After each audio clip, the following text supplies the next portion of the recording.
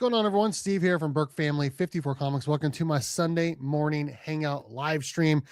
We're going to be talking the Lanterns teaser that came out the other day. I think it was Friday.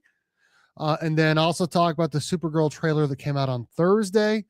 And then we're also going to be talking about the comic books that come out this week. Hope everyone is doing well. Make sure you guys like, subscribe, tell your friends. So I want to start off with Lanterns because of all the things I listed. I feel like that is the most exciting project, the most exciting thing to talk about. Now, it was only like 11 to 15 seconds long. Very, very short. But I mean, you got a real glimpse at what these characters are going to be like. Kyle Chandler as Hal Jordan. I was a little skeptical because he's kind of older and Hal Jordan is supposed to be like a young hothead. But already in that trailer, like he's doing a great job. And when he says, you're so eager to stand at the front of the classroom, we'll let the ring decide. And he jumps out of the car as Aaron Pierre, John Stewart, tries to figure out how he's going to drive this car as it's driving off a cliff, which I'm assuming means he's going to put on the ring and become a Green Lantern. I don't know. It just looks more fun. That's the best way I can describe it. It looks more fun than the Supergirl trailer. It looks more fun than that. It just looks like it's going to be a good show. They bleeped out when Aaron Pierre talked about when the show is coming out. If you can kind of try to read lips, it looks like he's going to say like September 25th ish is what I gathered from what he's trying to say, which is still like 8 months away. But man, only 11 seconds. At some point, we should be getting the full trailer. I heard it was supposed to be coming out on Friday. It did not happen. We only got the teaser. But man, it got me pumped. It got me excited. At this point, I'm kind of more into TV shows than I am into movies. Now, I think that both can be good. I think as long as you have a good budget for a TV show, not like, like The Flash on the CW, which I love The Flash. I've seen every episode. My favorite show of all time. But if that's a budget you're bringing to HBO Max, that's not good. You need to have a higher budget to make sure things are good. And it looks like to me, they are putting a decent amount of money into this Lantern show. Again, we only have, 11 seconds, but if you look at the cast, you already got Kyle Chandler and what is this guy's name? Aaron Pierre. I mean, and then you got Nathan Fillion is going to be in it as well. It already looks like, and the teaser looks really fun. I don't know. I just like that I cannot have to leave my house to watch something and there's nothing riding on it. Like when Superman came out, when Fantastic Four came out, Thunderbolts, all the other movies that came out this year, no one was really talking about whether the movie was good or not. They were only talking about how much money it made, which is fine because that's the bottom line, right? If it makes a lot of money, that typically means it's a good movie. Not all the time. I mean, the Captain Marvel movie was absolute trash and it made $1 billion. And Wonder Woman was 100 times better and it made 800 million. Like, not all the time does that mean the most, but it feels like that's all people ever talk about with movies is how much money it made versus TV shows. People only care if it's good. Like the Penguin show, amazing. Yes, it also matters how many people watch it because they do put out that data. Like the Penguin show, incredible. If Lanterns can put up anything close to that, that would be really exciting. Like my wife and I, we like the show Landman. We like all the Paramount Plus shows, 1923, 1883, Yellowstone, Lioness. We obviously like, the Game of Thrones and House of the Dragon on HBO. And I like the Titan show too, even though it's kind of dark, but to me, I'm kind of more into just watching shows right now. Like I like both. I do enjoy both, but I just feel like TV shows, there's a lot less writing on it and you can make sure the story, you don't have to try to fit everything into an hour and a half, right? Or 2.5 hours or whatever. You can have a story going over 8 to 12 hours of content. And as long as it's good, people will watch. And in this day and age, a lot of people don't want to leave their house. And, I hate to say that I'm one of those people because I love going to football games. I love going out and doing things. But when it comes to just relaxing and watching something, I think a lot of people would prefer to watch it from their house. And unfortunately, I am one of them as well. Um, I don't know. I just feel like right now what I'm into more is shows. In the Lantern show, which I assume at the end will be revealed to be Green Lanterns. Um, I think it'll be pretty good. I'm interested to see what other characters are in the show that they haven't announced. Are we going to get Joe Mullane? Are we going to get Simon Baz? Are we going to get Kyle Rayner? Are we going to get some of the other people other than Hal, John, and Guy? You know what I mean? Like, who are some of the other Green Lanterns we're going to get? I think Sinestro is rumored to be in the show as well. He is going to be in the show. Ulrich Thompson is playing him. So I don't know. The 11 seconds for the Lantern show just got me really, really, really pumped and excited. And like I said, I'm more into TV shows right now than I am into movies because I feel like when Superman came out, all anyone cared about was how much money it made. And that's not how it should be. People should be caring about whether or not it's good. And when it's a TV show, yes, people care about how many people watch it as well, but more people care about whether it's good. And I think that's the most important thing. So, secondly, before we get into the comic books this week, I wanted to talk also about the Supergirl trailer that came out on Thursday. I watched it. Now, I'm going to go see that movie regardless. I am a big fan of the actress Millie Alcock. And I am a big fan of Jason Momoa, which Jason Momoa, we only get like 2 seconds, maybe even only a second of him as Lobo. That was exciting. But like the rest of the trailer was pretty not fun looking. It looked like it was trying to be Guardians of the Galaxy way too much. And I don't know. I feel like it needs to be its own self. And I know that James Gunn is not directing it, but it feels like the guy that is directing it is like, you know what? James Gunn's my boss. I'm trying to impress him.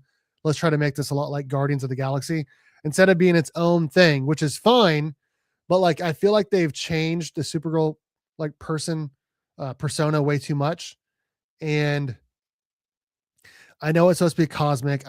I've heard about what the story is. I've never read Woman of Tomorrow. I'm sure it's a good comic book story, but not every comic book story is the best when it's adapted into a movie or even a TV show. So I am still going to give it a clean slate, but my expectations are very low. Because I gave that trailer a 6.5 out of 10, and that was generous. Like, that trailer did not have me hyped at all. Like, the 11 seconds for Lanterns has me way more hyped. Maybe it's just because I'm more intrigued about it. I don't know, but I really like Millie Alcock. I think she's a great actress. I don't know. I just feel like they could have done a lot better with that trailer. I really do. And I'm really interested to see, like, is DC going to start announcing more shows, more movies, more projects, or are they going to wait until like the acquisition to either Netflix or Paramount, because Paramount's offering $20 billion more? Like, are they going to wait to announce the next thing after that? Because I mean, we're at the end of 2025. And as of right now, we have nothing for 2027. Like, things need to be, I mean, I guess you got the Batman, but that's not part of the DCU. Like, are they going to wait like until the acquisition is final? Or are they just going to start like what's happening is basically what I'm wondering. Like, we are almost a little over a year to go until we're in 2027. And there's nothing outside of the Batman that's been officially greenlit or announced. Now, that doesn't mean things are not, I guess you got the Superman 2 movie. I forgot about the Superman 2 movie. But I mean, outside of Superman, a Batman, the Batman 2, like, you don't really have anything announced for 2027. And I know James Gunn is really on like leaning toward like caution, but like, I need something else to get me more excited other than one movie next year. I guess 2 movies. You got the Clayface movie, but that movie better have like a $30 million budget or less. And I really hope the Supergirl movie has $100 million budget or less, because I do not anticipate that movie making a ton of money. I just do not. I don't understand what DC, Warner Brothers, James Gunn was thinking with their second movie they're putting out being Supergirl. That does not make any sense to me whatsoever. Like, you should start, if you're going to start Superman, that's fine, but you got to immediately go to Wonder Woman or Batman. And I did a whole like video on like what I think they should do. I think only the Trinity should get more than one movie. And even then, like, I'm not sure Wonder Woman deserves more than one movie. All the other characters, like Green Lantern, the Flash, any of the other, Aquaman, Martian Manhunter, they should all either get one movie or be like grouped into another movie. Teen Titans, you know what I mean? I don't feel like in this day and age, there's enough valuable characters to have a second and third movie and for it to do well. Like, the only characters I feel like are valuable enough to have a second and third movie in 2025 are Batman, Superman, Spider-Man. That's it. No, I know Venom got a second and third movie. I mean, I have not seen them, but when you start thinking about how many more people like to stay at home now than they used to, how many more people do not go to the movies. Here's another thing I want to say, and I don't know if anyone else has been talking about it other than me. Are these companies not gearing their movies toward children enough? Because you look at the movies that have made $1 billion in the last year, it's all kids movies like Minecraft, Zootopia 2, Mario Brothers. Like, all the movies that like make a ton of money are family friendly movies where you can take the mom, dad, brother, sister, grandmas to it. Whereas a lot of these comic book movies, which again, I actually really like the Zack Snyder versions of these characters outside of Ezra Miller as the Flash. I feel like they are not gearing their movies toward children enough to be family friendly. And I know they feel like they're going to be turning off the adults, the comic book fans, but we're going to go see it regardless, right? We're going to go see it regardless. I feel like they need to do a better job of making it family friendly, making it more bright, more exciting, more fun. Because when you do that, you're going to get more people to come to your movies. You're going to get more people to buy your action figures or whatever. You know what I mean? So I don't know. That's kind of a whole rant on Lanterns, Supergirl, DC, movies in general, all of that. Let's go ahead and get into the comic books that come out this week. December 17th, 2025. I've not really looked, though. I do see one thing on here. Let me go ahead and share a screen. Hope everyone is doing well on this cold, blistering cold Sunday morning here in Kansas. Okay. We have Absolute Flash 10, which I'm actually enjoying more and more and more. Like, it was really close to being on a chopping block, but it's gotten better. It really has. Jeff Lemire writing it. Here's cover A. Cover B, Haining. Clayton Crane, baby. Definitely getting Clayton Crane. I love Clayton Crane covers. In fact, I got a Clayton Crane cover yesterday on accident, and I'll have a video on that, I think, for tomorrow. And then the Joe Quinones, cover D. Probably going to get cover C by Clayton Crane. It is $5.99. I don't know what the cover price for these is. There should have, I thought there was normally a price on there, but I don't see the price on there. Oh, $4.99 for cover A, $5.99 for cover B and cover C. So everything's $5 or more these days, guys. I have dropped Nightwing after issue 130.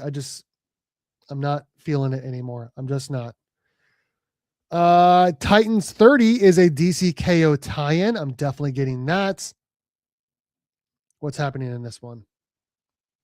Round 4 of 8. Grab yourself a ringside seat and get ready for the latest round of KO Carnage. Swamp Thing versus Cyborg. Okay, so I read, where is it? Is it over here? I read Superman versus Captain Atom, and it was just okay. It was just okay. Cover B for Titans 30 is Brad Walker. Cover C, Mark Spears. That's going to be the one everyone wants. I don't need it. Cover D, Edwin Galman. Cover E, George Cambades. I don't even know how to say that. Okay. Okay. I'm going to get the DCKO Harley Quinn versus Zatanna. Okay. So I'm interested to see who wins this one. I feel like for most of these, you can tell like Superman's not going to lose, right? Wonder Woman's not going to lose, right? I don't know about some of these other ones, like Cyborg versus Swamp Thing. Who's going to win that? Harley Quinn versus Zatanna. Who's going to win this? I'm assuming Harley Quinn, but this should be not even a fight. Like Zatanna should be able to beat her, no questions asked. When you have magic on your side, Zatanna should be able to lay down the whooping on Harley Quinn. But considering Harley Quinn's like popularity right now, I would venture to guess that they would probably try to get her to win, even though she should stand no chance against Zatanna. Cover B, Frank Cho. Frank Cho has been doing Harley Quinn art for a long time. Jamal Campbell, cover C. Mirka Andolfo. David Nakayama. Yes, sir. I love the DNA covers. Okay, cover A or DNA for the win. So far I haven't said it yet. I'm going to be getting. I hate all the pop-ups on this page, man. Absolute Flash 10, Clayton Crane. Titans 30, cover A. DCKO Harley Quinn versus Zatanna, cover A or the DNA cover. I'm not reading any Marvel right now. I'm just not. I am going to be getting Superman Unlimited 8. It's been fun. Like what I feel like a lot of people don't try to do anymore is try to make a book fun, try to make a show fun. Instead of let's make it dark, let's make it different. Let's just make it fun, guys. Like make it fun and people will like it. People will read it. People will watch. Superman Unlimited 8, cover A. Cover B, Guillaume March. Cover C, Nathan Zerdy. I do like that. Cover D, Ariel Olivetti. Got to be Italian. Has to be Italian. Cover E, Gerardo Zaffino. I think cover A is the one. That and Nathan Zerdy. I'm a big fan of Nathan Zerdy. Dan Slott writing it still. It's been good. Guest starring Green Lantern Guy Gardner. Nice. Okay. Big DC fan, as I said. Flash 10, cover C, Clayton Crane. Titans 30, cover A. DCKO, Harley Quinn versus Zatanna, number 1 DNA cover. Superman Unlimited 8, cover A. I'm not getting anything else here. I've heard good things about Exquisite Corpses, but I'm not reading it. I like to read happy things.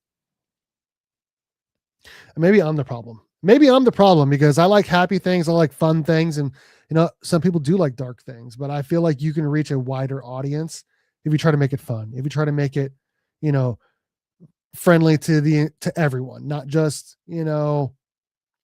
adults, let's do this. Let's look at this by publisher. We're going to go DC first.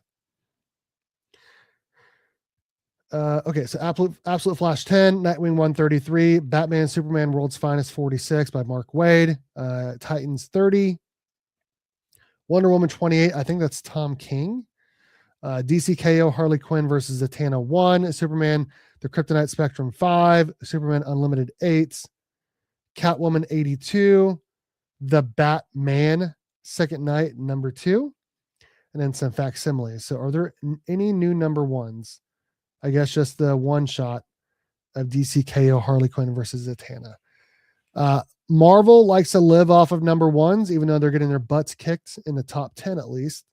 Let's see how many number ones Marvel has this week.